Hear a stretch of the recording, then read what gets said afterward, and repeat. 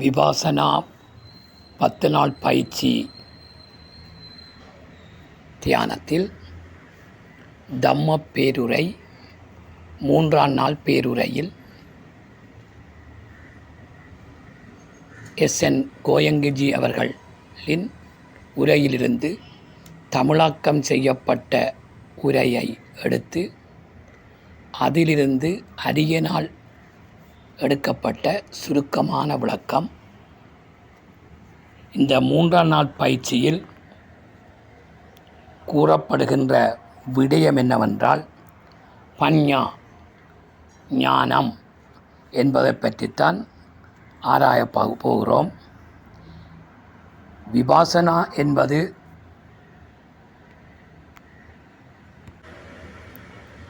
விபாசனா என்பது 3 பிரதான விடயங்களை கொண்டது. சீலம் அதாவது ஒழுக்கம், சமாதி அதாவது தியானம், பஞ்ஞா அதாவது அனுபவ ஞானம். இவை ஒன்றோடு ஒன்று இணைந்ததாக இருக்கும். சீலம் சிறப்பாக இருந்தாலே சமாதி நிலை அடைய முடியும். சமாதி நிலை அடைந்தாலே ஞானத்தை அடைய முடியும். எனவே சீலம் சமாதிக்கு உதவுகிறது, சமாதி ஞானத்துக்கு உதவுகிறது, ஞானம் சமாதிக்கு உதவுகிறது, சமாதி ஒடுக்கத்துக்கு உதவுகிறது. எனவே இவை ஒன்றோடு ஒன்று இணைந்தொரு விடயமாகவே காணப்படுகிறது. இந்த அடிப்படையில் சமாதி என்பது இங்கே ஞானத்தை குறிக்கும், தியானத்தை குறிக்கும். தியானத்தை தான் இங்கே சமாதி என்கிறோம். இந்த சமாதியை அடைவதற்கு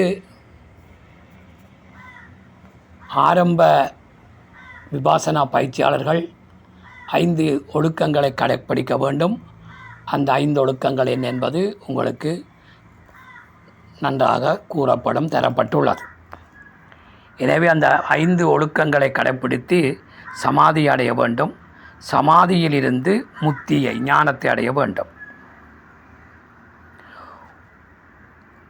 ஒரு பஞ்ஞா ஞானம் என்பது 2 பிரதான விடயங்களை கொண்டிருக்கும். சரியான சங்கல்பம் கொள்ள வேண்டும், சரியான பார்வை காணப்பட வேண்டும். பயிற்சியின் ஆரம்பத்திலிருந்தே எங்களுக்கு பயிற்சியின் போது கெட்ட எண்ணங்கள் வந்து கொண்டிருந்திருக்கும். ஆனால் தற்பொழுது அந்த கெட்ட எண்ணங்கள் படிப்படியாக குறைந்து கொண்டு வருவதை நமது பயிற்சியிலிருந்து நாங்கள் அறிந்து கொள்ளக்கூடியதாக இருக்கும். எனவே நாங்கள் சரியான பாதையில் சென்று கொண்டிருக்கிறோம் என்பதை இந்த விடயம் எடுத்து காட்டுகிறது. மற்றைய தியான முறைகளுக்கும் விபாசனா தியான முறைக்கும் உள்ள பிரதான வேறுபாடு என்னவென்றால், மற்றைய தியானங்கள் எல்லாம் மன ஒருமைப்பாட்டுக்கு முக்கியத்துவம் கொடுக்கின்றது. மன ஒருமைப்பாடு அடைந்தால் அது ஞானத்தை அடைந்ததுக்கு சரியாக இருக்கும் என்று கூறப்படுகிறது. ஆனால் விபாசனா சொல்லுகின்ற கருத்து என்னென்றால், ஞானம் அடைவதற்கு மன ஒருமைப்பாடு அவசியம், அது நிச்சயம் தேவை. ஆனால் அந்த மன ஒருமைப்பாடே ஞானத்தை அடைய உதவுவதில்லை என்பதுதான் விபாசனாவில் உள்ள முக்கியமான விடயம். எனவே விபாசனாவை பொறுத்தவரையில் அல்லது ஞானத்தை பொறுத்த வகையில் 3 வகையான ஞானங்கள் இருக்கும். ஒன்று சுத்த பஞ்ஞா, கேள்வி ஞானம். ஒரு அறிஞர், குரு, சான்றோர் கூறிய கருத்துக்களை கேட்டு அதில் ஒரு ஞான நிலை அடைவது சுத்த ஞான பஞ்ஞா அல்லது கேள்வி ஞானம்.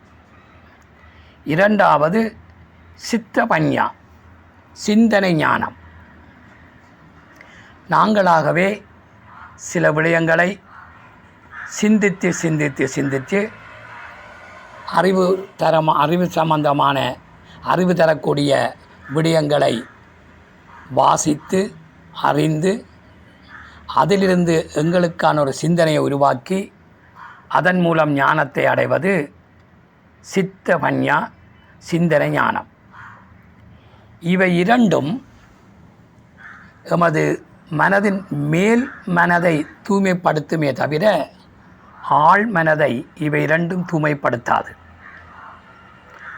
ஆழ் மனதை தூய்மைப்படுத்துவதாக இருந்தால் பாவனமய பஞ்ஞாவை நாங்கள் அடைய வேண்டும், அதாவது அனுபவ ஞானத்தை அடைய வேண்டும். இந்த அனுபவ ஞானத்தை எடுத்து கூறுகின்ற ஒரு தியான முறையே விபாசனா தியானம் ஆகும். எனவே மற்றைய தியானங்களுடன் ஒப்பிடும்போது விபாசனாவின் சிறப்பம்சம் இதுதான், அனுபவ ஞானம்.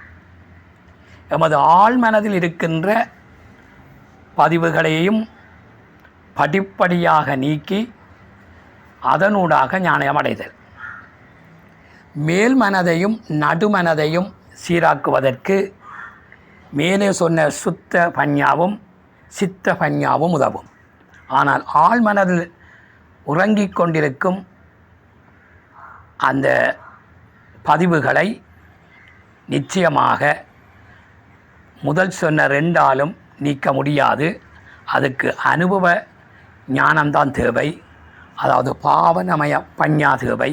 அந்த பாவனமய பஞ்ஞா என்ன என்பதுதான் 4ஆம் நாள் பயிற்சியின் போது விபாசனா பயிற்சி, விபாசனா தியானம் என்று சொல்லுகின்ற ஒரு பிரதான தியான முறை 4ஆம் நாள் ஆரம்பமாகும். அந்த 4ஆம் நாள் பயிற்சிக்கு தேவையான முன் அறிவித்தல்களாக இவை காணப்படுகின்றன. எனவே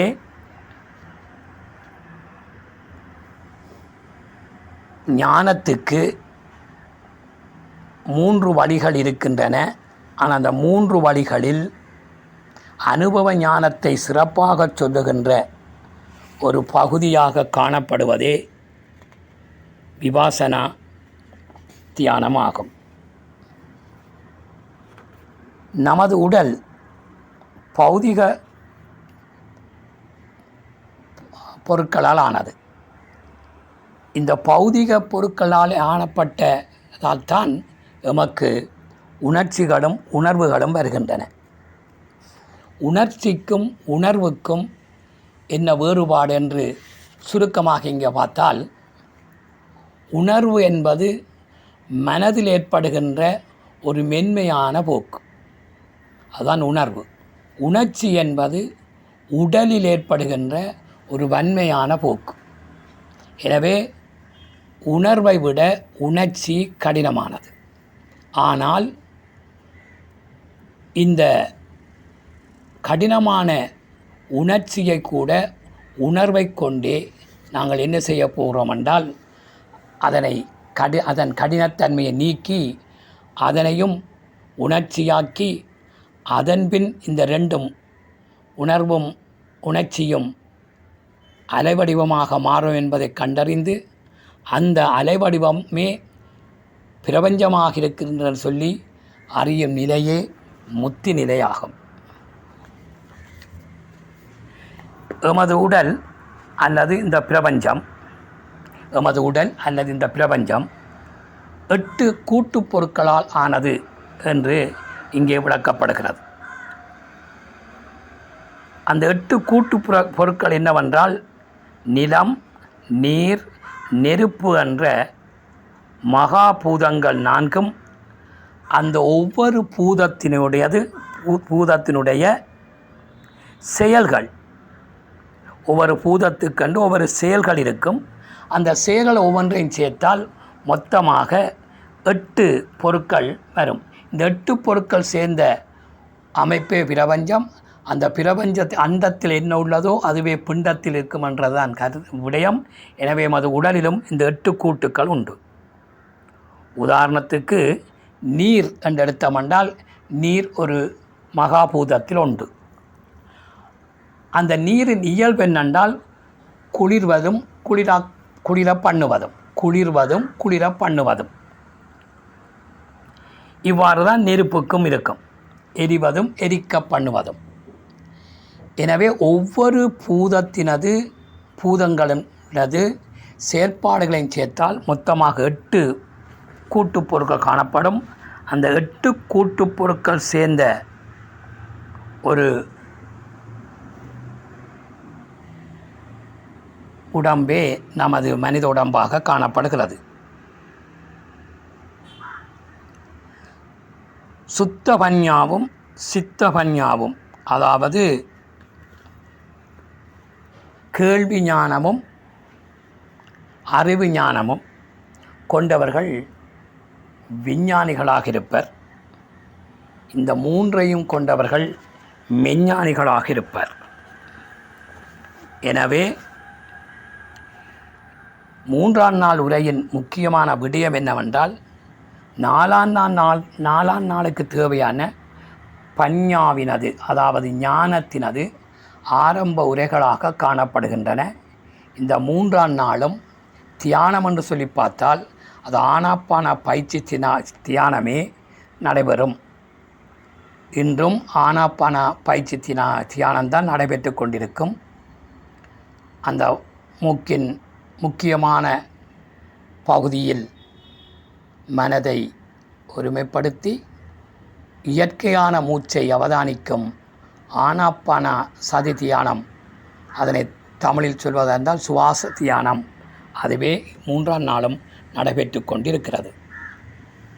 மிக முக்கியமான விபாசனாவின் மிக முக்கியமான நாளாக அடுத்து 4ஆம் நாள் பயிற்சி காணப்படும். அன்றிலிருந்தே விபாசனா என்ற தியான முறை ஆரம்பம். எனவே அடுத்த வீடியோ காணொளி நிச்சயமாக மிக மிக முக்கியமான ஒரு காணொளியாக இருக்கும் என்பதில் ஐயமில்லை.